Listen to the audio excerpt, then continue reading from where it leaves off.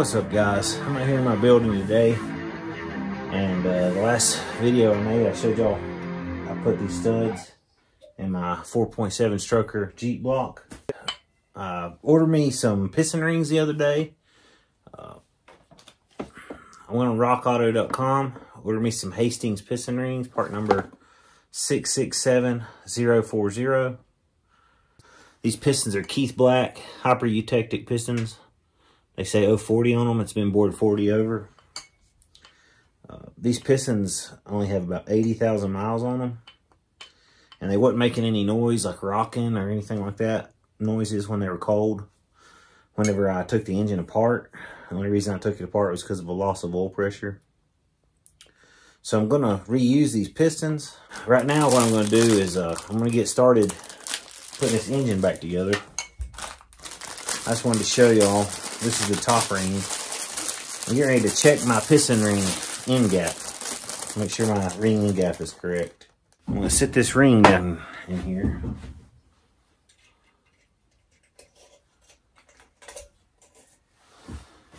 Then I'm going to take this piston, slide it down in here, and make sure that ring is sitting even. And it is. Now I'm going to take and I'm going to measure the closest I can and see how much ring gap we've got on this top ring. It's getting close. 20 thousandths.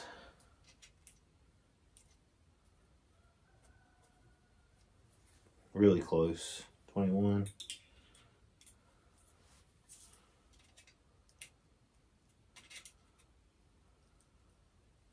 So it's between 20 to 21 thousandths piston ring end gap.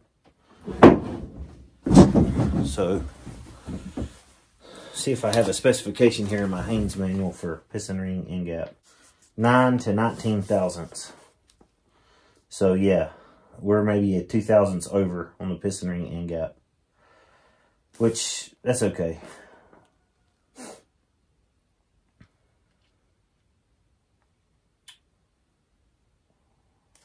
I'm happy with that.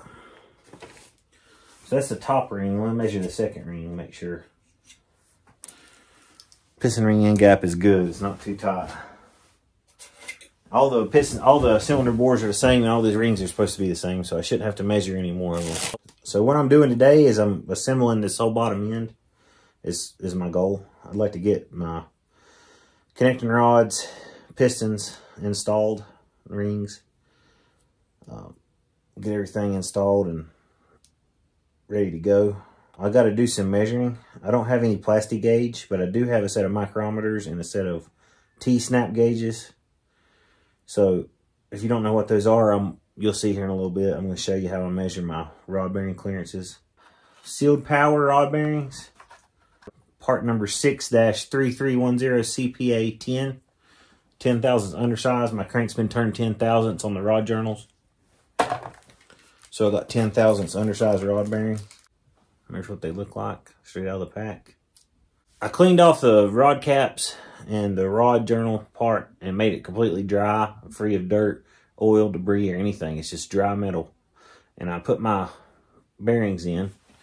Now I have to torque the rod caps. And if you're putting the engine together, you always put tab to tab. So you got a tab here and a tab here. Tab side goes to tab side always on a connecting rod. So when you get done, you have the two tabs are on the same side. So I got to put my connecting rod nuts back on here. And then I'm going to torque this down and I'm going to measure it. All right, guys, I got a set of telescoping gauges. If you squeeze them in and tighten them down, they stay. And when you loosen them, they pop out.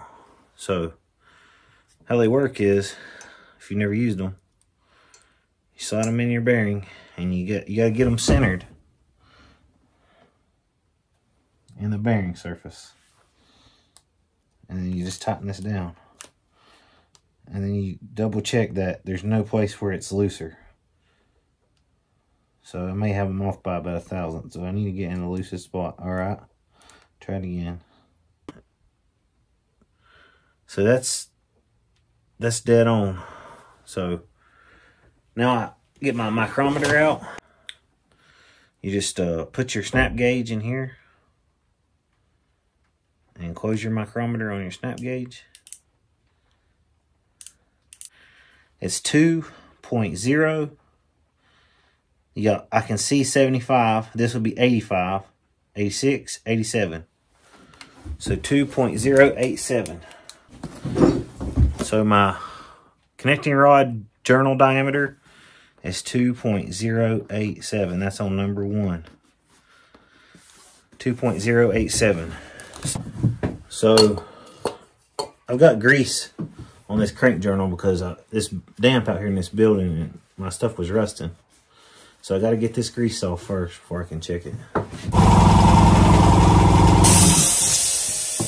Alright, I got it clean enough. It's not clean enough for installation, but it's clean enough to measure it here on these two sides.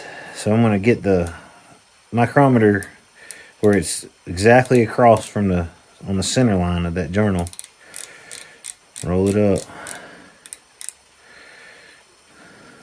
So my measurement is 2.0845.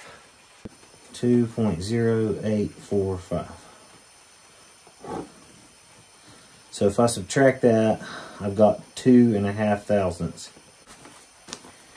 Connecting rod bearing oil clearance desired 1.5 to 2, allowable 1 to 3. So I've got 2.5 thousandths connecting rod oil clearance on my bearing, and I'm allowed up to 3 thousandths. So I'm still within spec. So according to my measurements with my micrometer and my telescoping gauges, and it may be a little tighter than that. If I had some plastic gauge, I could still plastic gauge it. But because the way those snap gauges work, I might not have been centered up in my connecting rod journal like I should have been. And that'll throw off your measurements. So I could have a 2 thousandths clearance. But I know it's within specification according to my measurements. And I'm happy about that. Which the connecting rod, or the crankshaft guy that done my Carolina crankshaft guy that done my crankshaft and done my main journals, told me that these were good. So he told me I could just buy 10 thousandths undersized bearings and bolt it together, but I'm trying to be a little bit more particular than that and double check everything and make sure for myself, just for my own warm and fuzzy feelings. But I'm happy about that. I got to do some cleaning and make sure all the stuff's out of here. Make sure all this lint is off here that came off that rag. I don't know. I need to get some lint-free rags to do this with. Clean this grease off with. And then I can go ahead and clean out my piston ring grooves. Alright guys, I took this old broken piston ring and stuck it in this groove and went around and cleaned out all the carbon inside this piston, and I blew it off good with an air hose. You just take a broke ring, stick it in there, and just scrape the carbon out. And I've installed my new lower oil control ring already. I'm going to put the second ring on. So I'm going to put it on with this dot right here, up. And the way I like to do these rings, there's a special tool for piston rings, but I don't like using it because I think it tweaks the ring too much. So I like to just walk them on. You start them in the groove and slide them around.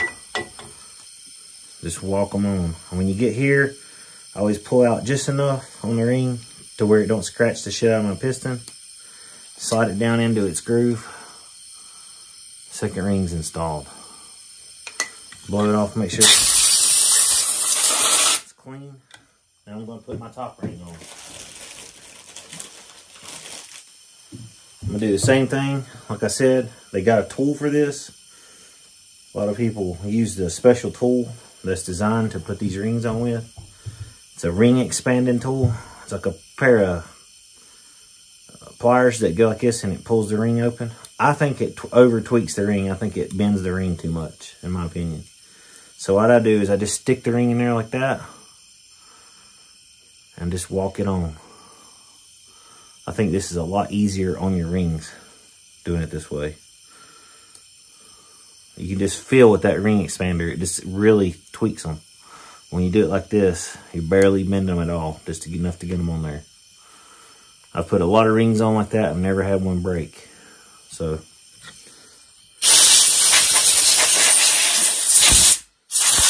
clean it off good. Make sure there's no particles, anything in there that'll cause a problem. Now I'm going to take this connecting rod cap back off and get ready to install my piston down in my cylinder. Alright guys, I've got my piston rings installed in my piston. My piston's been air hosed off and cleaned well. All the carbon's been got off of it. I've clearanced my connecting rod bearings. I'm going to spray the cylinder with some light lubricating oil, and I'm going to spray the rings with some light oil. Nothing spectacular.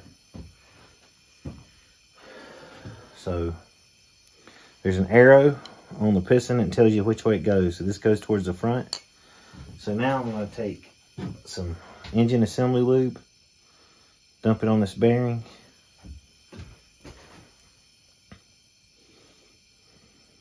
Give it a good nice coat. Orient my arrow towards the front. I'm going to sit my piston down into the bore. I've already blew all the dust off of this piston ring compressor, cleaned it. I'm going to sit the piston ring compressor down.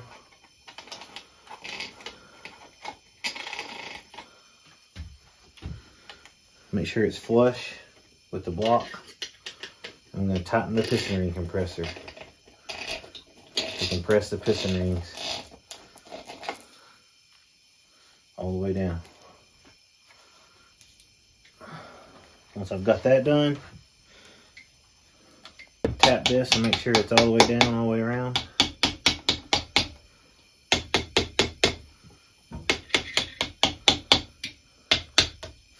Give it one more good little tighten, and I'm going to drive this piston in. Okay, piston's in. Now, the first step I done was make sure my crankshaft was down where these connecting rod studs wouldn't hit my crankshaft. I'm going to reach down and with my hand, I'm going to feel the connecting rod studs. Make sure they don't hit my crankshaft and guide them down.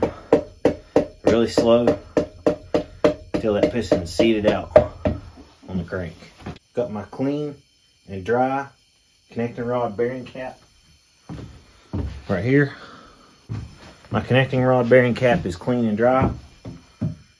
Now I'm going to add a little bit of assembly lube to the bearing surface.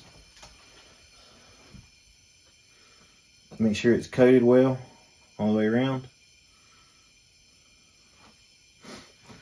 Same thing. You got to make sure the tab and the tab are lined up. Tang to tang. Make sure the tangs are lined up. Sit my connecting rod cap on. Get my connecting rod bolt nuts to go on my studs here. Put them on. And then slowly, I'm going to torque them to 35 foot-pounds. I don't like odd, weird numbers. 33 is a weird number. 35 foot-pounds. A little bit at a time until you hear this torque wrench beeps and vibrates when it gets to the right torque.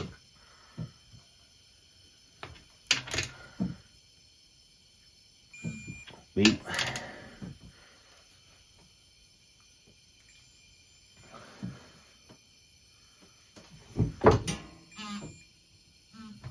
Beep. Beep. All right. And I'm going to turn it over and make sure that it turns easy like it's supposed to.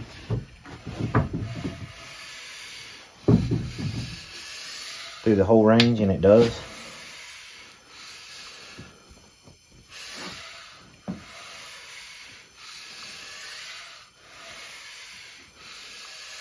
So now I've got one connecting rod and piston installed into the block.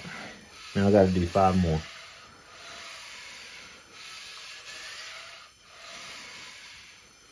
Sweet.